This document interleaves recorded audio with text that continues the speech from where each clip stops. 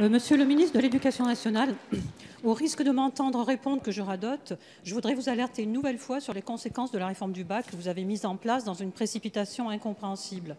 La quasi-totalité des syndicats vous ont demandé de reporter les épreuves de E3C en histoire-géo, en langue vivante et en maths pour la voie technologique, afin de laisser le temps aux différents acteurs de mettre en place un système qui inquiète une majorité de chefs d'établissement, d'enseignants, d'élèves et de parents. Votre réforme ne simplifie pas le bac, mais empile les modalités de certification. Elle ne fait pas la liaison avec le post-bac en proposant un calendrier prévisionnel décalé avec Parcoursup, et elle instaure des périodes d'évaluation quasi permanentes qui placent les enseignants et les élèves en situation de bachotage et diminuent d'autant le temps de l'apprentissage et la cohérence des progressions pédagogiques. Concrètement, l'ensemble des personnels doivent faire face à l'accumulation de nouvelles tâches sans que ne soient reconnus clairement les temps nécessaires à l'organisation du nouveau bac. Dans certains établissements, la mise en œuvre de la dématérialisation des supports pose de gros problèmes.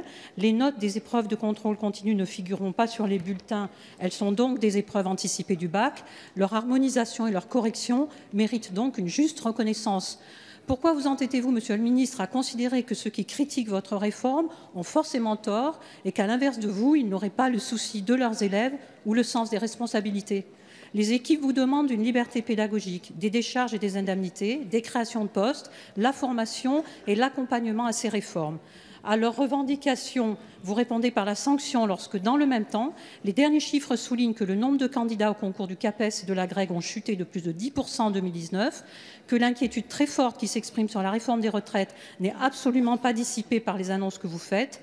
La compensation est une chose, la revalorisation et la prise en compte concrète des difficultés en sont une autre. Allez-vous enfin, Monsieur le ministre, repenser la réforme du bac à l'aune d'une véritable concertation? Je vous remercie. Merci, chers collègues. La parole est à Monsieur Jean-Michel Blanquer, ministre de l'Éducation nationale et de la jeunesse. Monsieur le Président, Mesdames et Messieurs les députés, Madame la députée Michèle Vittori, d'abord je vous remercie pour la tonalité de votre question qui permet d'aller sur le fond de plusieurs sujets que vous avez abordés en 2 minutes. Et je vais essayer de répondre à chacun des points. Premièrement, vous avez dit qu'il n'y avait pas eu de concertation et qu'il y avait eu de la précipitation. Je vous rappelle que c'est une réforme qui s'échelonne de 2017 à 2021. Ici même, le Premier ministre, en 2017, dans sa déclaration de politique générale, a annoncé cette réforme pour 2021 et nous sommes en train de l'accomplir. La concertation a duré près d'1 an, entre la consultation et la concertation que j'ai moi-même menée.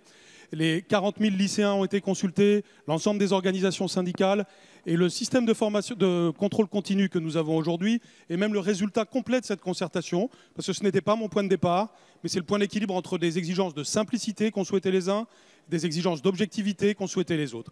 Et nous arrivons à ce système qui est vu comme un progrès par bon nombre d'observateurs, puisqu'il permet un travail continu des élèves, pas de stress excessif, chacune des notes c'est 1,7% de la note finale, et permet tout simplement un approfondissement, c'est-à-dire de hausser le niveau général de nos élèves, ce qui est, à mes yeux, la première des mesures de justice sociale que nous pouvons avoir.